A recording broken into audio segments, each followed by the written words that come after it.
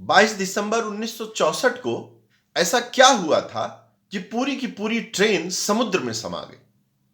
कैसे मर गए 2,500 लोग।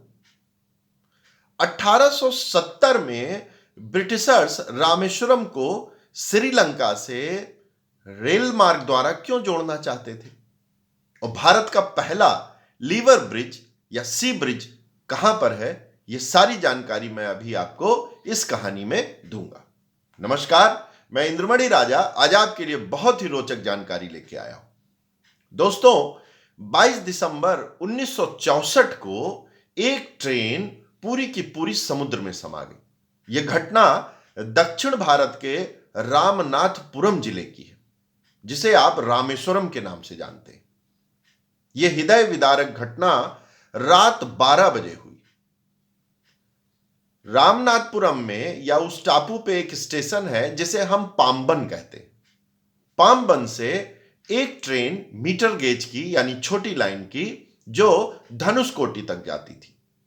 धनुषकोटी उस द्वीप का लास्ट हिस्सा था जो आप यूं कह लें कि श्रीलंका से बहुत करीब था, और वहां से छोटे छोटे शिपों द्वारा लोग श्रीलंका जाया करते थे। 22 दिसंबर की रात में यह ट्रेन चली तो, लेकिन धनुषकोटी नहीं पहुंची। धनुषकोटी के यार्ड में कुछ ही दूरी बची थी कि उसी समय एक बहुत भयंकर सुनामी आई। हवा की रफ्तार 350 किलोमीटर प्रति घंटा, और समुद्र की लहरें 30, 40, 50 फीट ऊपर तक जाकर के ट्रेन पर गिर रही थी। ड्राइवर ने, फायरमैन ने बहुत कोशिश की, बहुत कोयला झोंका कि जल्दी से इस ट्रेन को हम स्टेशन तक ले जाएं, लेकिन ऊपर वाले को कुछ और मंजूर था। एक बहुत बड़ी लहर आई और पूरी की पूरी ट्रेन को घसीट ले गई। आधिकारिक रूप से ट्रेन में 110 लोग बैठे थे, क्योंकि 110 टिकट बिके थे, और 5 का स्टाफ यानी गार्ड, टीटी और जो लोग इंजन पे थे, सब के सब मारे गए। बहुत भयंकर तूफान आया और पूरे के पूरे जिले में लगभग 2,500 लोग मारे गए। इस पूरी घटना का एक चश्मदीद रहे जो वहां के स्टेशन मास्टर थे। उनका नाम था सुंदरराज, आर सुंदरराज, जो बताते हैं कि मैं अपनी ड्यूटी खत्म करके अपने क्वार्टर पे बस लेटा ही था। बच्चे बहुत रो रहे थे, हवा बहुत तेज चल रही थी। बस एक झपकी ही लगी कि थोड़ी ही देर में पता चला कि उनके कमरे में पानी भर गया।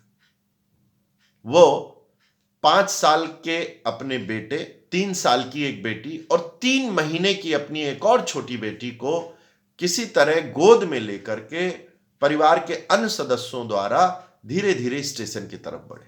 वो बताते थे कि चारों तरफ पानी भरा हुआ था। वो चूंकि रोज स्टेशन से अपने क्वार्टर आते थे तो उन्हें रास्ते का थोड़ा आइडिया था, लेकिन वो किसी तरह बचते बचाते स्टेशन पहुंचे जहां सब कुछ उजड़ गया था, पानी भरा हुआ था। और स्टेशन की एक पानी की टंकी थी।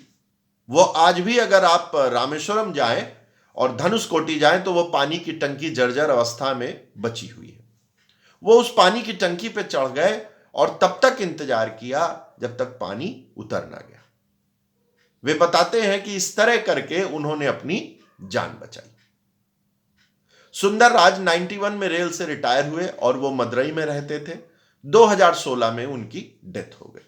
उन्होंने बहुत सारे अखबारों में इस तरह ये जो घटना हुई थी उसकी पूरी जानकारी दी।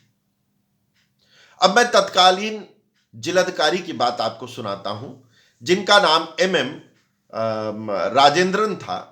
वो बहुत नए अधिकारी, या यूं कह लें पहली पोस्टिंग उनकी एज अ जिलाधिकारी रामनाथपुरम थी। रामनाथपुरम चूंकि बहुत पिछड़ा जिला था, इसलिए उसका मुख्यालय मदुरई में था। उन्होंने एक अखबार में दिए इंटरव्यू में बताया कि 23 दिसंबर 1964 की सुबह मैं बस अपनी कॉफी पी ही रहा था कि टेलीफोन ड्यूटी मेरे पास दौड़ता हुआ आया और उसने कहा, साहब सब बर्बाद हो गया। एक सेकंड के लिए तो वो बहुत बहुत चक्का रह गए, लेकिन उन्होंने तुरंत अपने आप को संभाला और फिर पूरे जिले को संभाला। करीब 2,500 लोगों की मौत हो गई थी। वो 88 से 91 तक तमिलनाडु के मुख्य सचिव भी रहे हैं और ये घटना उनको हमेशा याद रही। उन्होंने कई बार इस घटना का जिक्र किया। 350 मछुआरे जो उस रात मछली मारने समुद्र में गए थे आज तक न लौटे। और ऐसी भी चर्चा, ऐसी भी बात उन्होंने कही कि अगर मैट ऑफिस इतना प्रोग्रेसिव होता जैसे आज होते हैं कि हम लोग बड़ी बड़ी आपदा से बच जाते हैं, तो शायद ये घटना ना घटती। आप जब रामेश्वरम जाएं तो उस जो धनुषकोटी का जो स्टेशन है जर्जर अवस्था में है, आज भी आपको दिखेगा और कहीं ना कहीं आपको रेल लाइन के थोड़े अवशेष भी दिखते हैं। यह तो कहानी थी उस ट्रेन की जो समुद्र में समा गई, एक बड़ी ही दुखद घटना। लेकिन 1870 में ही, सोचिए 1870 में ब्रिटिशर्स रामेश्वरम को ट्रेन द्वारा श्रीलंका तक जोड़ना चाहते थे। चूंकि रामेश्वरम एक टापू था जो दक्षिण भारत में है और वो अभी तो उस पर बहुत अच्छा पुल है और रेल ब्रिज है और उसके ऊपर आप सड़क से भी जा सकते हैं, लेकिन किसी जमाने में ऐसा नहीं था। तो 1870 में भारत के वायसराय ने एक प्रपोजल भेजा ब्रिटिश पार्लियामेंट में कि साहब एक हमको रेल लाइन बिछानी है जो एगमोर स्टेशन से चलेगी, दक्षिण भारत के सी ब्रिज पे होते हुए जो आज है वहां से होते हुए रामेश्वरम को धनुषकोटी से जोड़ेगी और फिर वो तलीमन्नार जो कि श्रीलंका का स्थान है वहां तक जाएगी। क्योंकि ब्रिटिशर्स बड़े लंबे स्तर पे वहां पर चाय की खेती करते थे और वो चाहते थे कि पूरी की पूरी चाय इस ट्रेन द्वारा इधर आ जाए, या उनको लेबर की कमी थी श्रीलंका में, इसलिए वो भारत से लेबर ऐसी ट्रेन बिछाना चाहते थे कि लोग सुबह जाएं और शाम को आ भी जाएं और सामान को वापस लाने में आसानी हो। तो ब्रिटिश वायसराय ने 299 लाख रुपए का यह पूरा प्रोजेक्ट 24 किलोमीटर के लिए ब्रिटिश पार्लियामेंट में भेज दिया। ब्रिटिश पार्लियामेंट ने बहुत अध्ययन कराने के बाद इस प्रोजेक्ट को रोक दिया, लेकिन उन्होंने 70 लाख रुपए जारी कर दिए पाम्बन ब्रिज बनाने के लिए जो भारत को रामेश्वरम से जोड़ता है। और ये 1914 में बन के तैयार हो गया। उस जमाने के अमेरिकन एक विलियम स्टेज नाम के बहुत बड़े लीवर ब्रिज बनाने वाले जो इंजीनियर थे, उन्होंने इस पुल को बनाया। इस पुल की खासियत क्या थी, जो अभी भी है, कि शिप आने पर यह पुल खुल जाता है। यानी भारत को रामेश्वरम से जोड़ने के लिए रेल लाइन बिछ गई, जिसका उद्घाटन 1914 में हुआ और यही रेल लाइन आगे जाकर के धनुषकोटी तक गई। धनुषकोटी पे एक बड़ा प्लेटफॉर्म बनाया गया जहां पे ट्रेन से उतर के आप सीधे अपने बड़े बोट या जहाज, पानी के जहाज पे बैठ के श्रीलंका चले जाते। तो ये इस तरीके से देश का पहला सी ब्रिज कह लीजिए। अभी तो सबसे बड़ा सी ब्रिज कहां है, वर्ली जो बांद्रा मुंबई में है वो है, लेकिन ये 1914 में भारत का पहला सी ब्रिज है और लीवर ब्रिज है जो जहाज के आने पे खुल जाता है। तो ये इस तरीके से अपने व्यवसाय को ब्रिटिशर्स बढ़ाते थे और ये रेल लाइन धनुषकोटी तक चलती थी। आज भी उसी रेल लाइन को डेवलप किया गया है और जिस समय सुनामी आई उस समय भारत को जोड़ने वाली यानी मंडपम से पाम्बन की ओर का जो ये ब्रिज था वो डैमेज हो गया, जिसको रिकॉर्ड टाइम 45 दिन में ई श्रीधरन, आप इनका नाम जानते हैं, जिनको मेट्रो मैन के नाम से जानते हैं, लखनऊ की मेट्रो भी उन्होंने बनाई है, उन्होंने रिकॉर्ड टाइम में 45 दिन में इसको रिपेयर कर दिया और जिससे आवागमन सुलभ हो गया। अब तो ये बहुत अच्छा ब्रिज है, आप लोग इसको देखने जाते हैं, जब रामेश्वरम जाते हैं तो इस ब्रिज को भी देखने जाते हैं।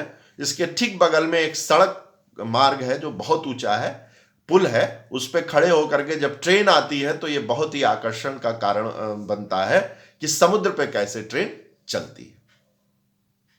तो ये कहानी थी उस घटना की, ये कहानी थी कि कैसे पुल बना और ये कहानी थी कि 150 साल पहले ब्रिटिश सरकार की क्या सोच थी कि समुद्र पे भी पुल बना के श्रीलंका तक जोड़ दें। तो ये छोटी छोटी जानकारियां मैंने आपको दी। आप जब आप दक्षिण भारत में जाएं, रामेश्वरम में जाएं, तो आप धनुषकोट के उस पुल को जरूर देखें।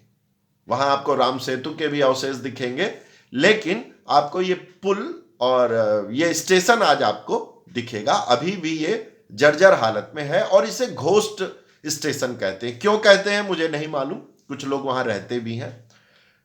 मैंने जब वहां पर कई बार मैं यहां गया हूं तो लोगों ने बताया कि हमारे पूर्व राष्ट्रपति एपीजे साहब का परिवार भी वहीं रहता था, जो 64 की सुनामी के बाद रामेश्वरम में आ गया। तो ये एक सुंदर और छोटी सी जानकारी मैं आपके लिए लेके आया। आप जब भी रामेश्वरम जाएं तो इन सब चीजों को देखें, बहुत सुंदर है। और मैं ऐसी ही और भी जानकारी आपके लिए लाता रहूंगा। तब तक नमस्कार।